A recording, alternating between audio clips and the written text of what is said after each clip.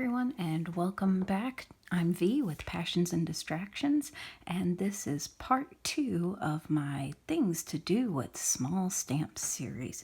As a reminder, I am using this set. It was put out by Hero Arts. The copyright says 2013, and that's probably about when I bought it. And this is the approximate size of the stamps. They're little 1 by 1 or 1 by 3/4 inch stamps. So I'm just using these as an example. One, because we all have small stamps in our stash. They come as part of sets that we buy, or we go out and we buy a set that's specifically small stamps. And I also wanted to make sure that I was using a set that isn't as typically adaptable. You know, florals are really easy to work with. You know, you can take a bunch of small flowers and layer them up. That's not a big deal. But it might seem initially harder to come up with ways to use a Halloween stamp and have it look good. So that's what I'm going to show you. So the technique that we're focusing on today is how to frame out a couple of sections of the card to create some creative borders. So I've got my piece of cardstock here that is once again cut to 4 by 5.5.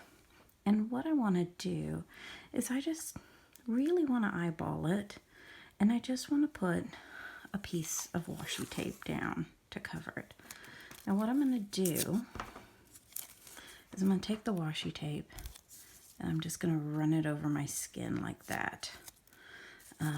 So I'm doing this just because I want to help reduce the actual tackiness of the adhesive. So when I go to remove this later, I don't want it peeling off any of the cardstock. So once I do that, I'm just going to kind of eyeball about 1/3 of the way down.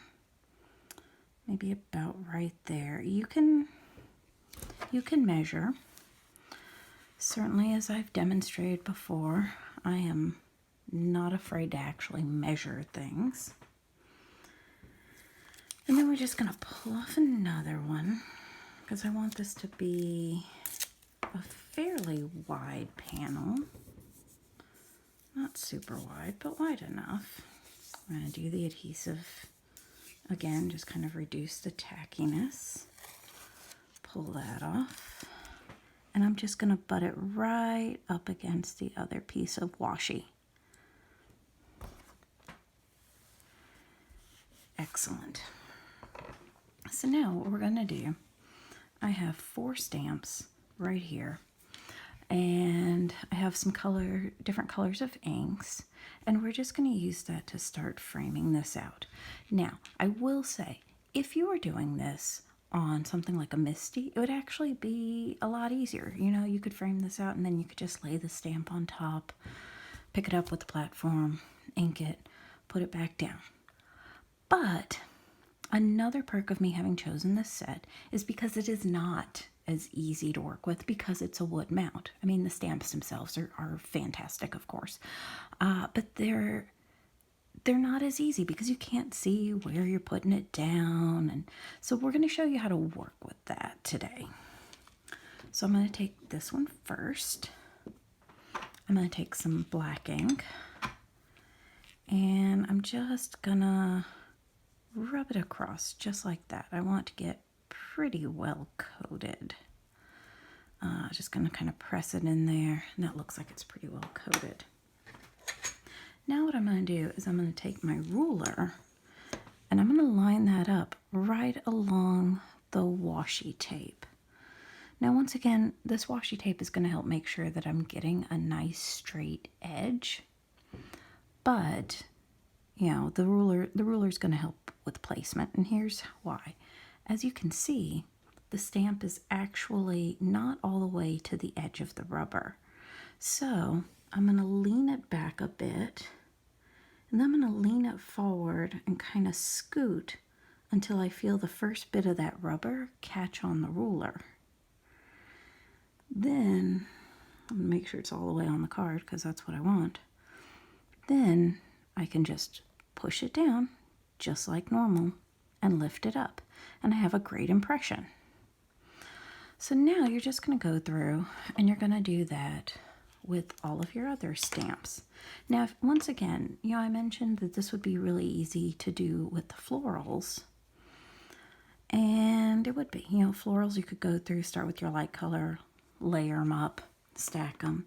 This one, because they are individual items, you're probably going to want them to be a little bit cleaner, so to speak.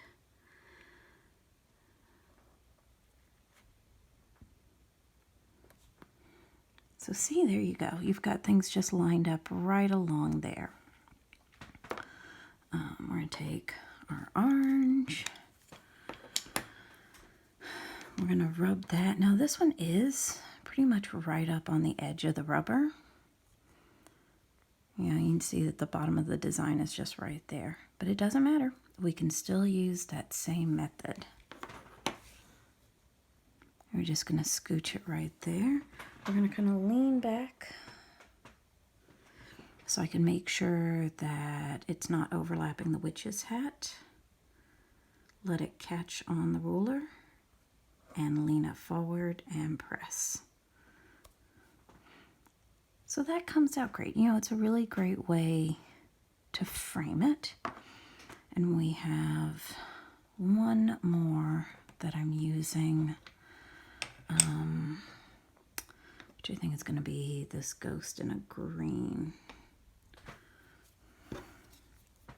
I promise we are. Really. There we go.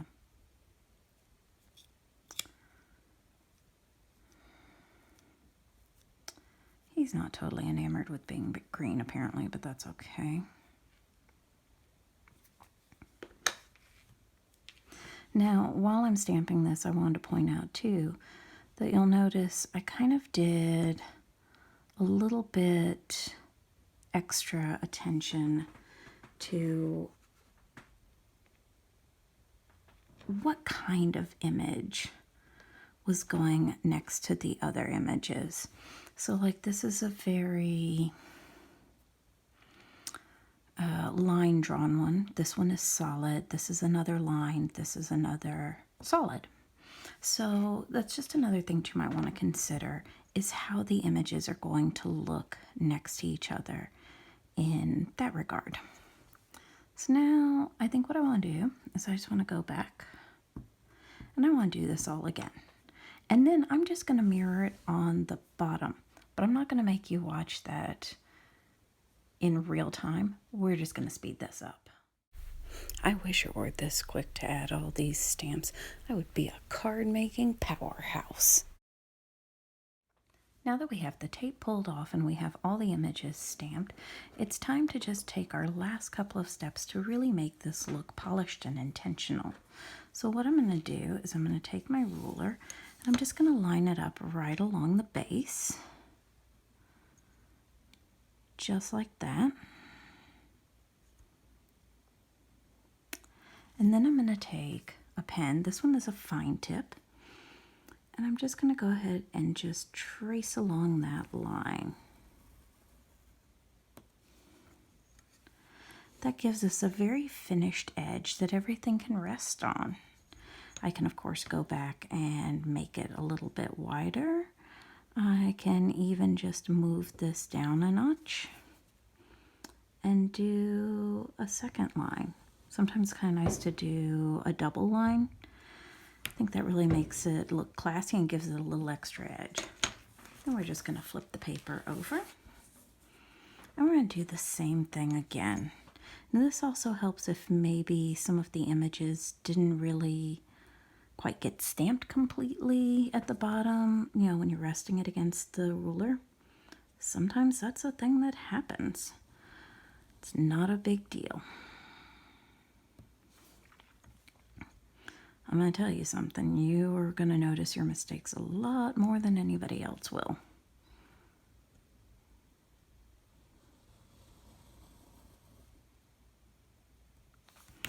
So that just gives us a very finished section of the card, all masked off. And then you can go through and stamp in a sentiment.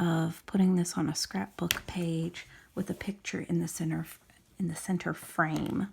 I thought that would be really cute. You know, somebody dressed up for Halloween, little favorite picture.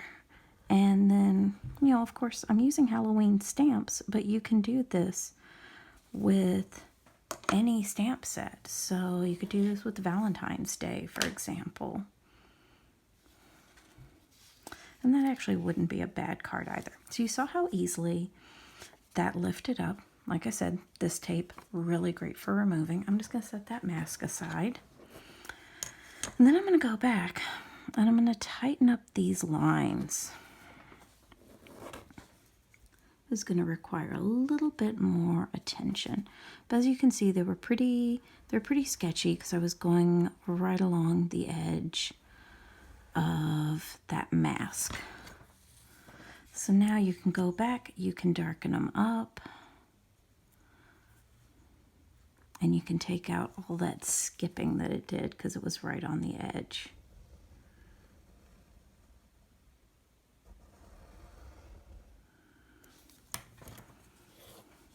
It was just really important to give myself a guideline to work off of. And of course the mask was perfect. You know, take advantage of what you have. You could do that with the washi tape too, but I didn't think it was necessary when I was working on that frame.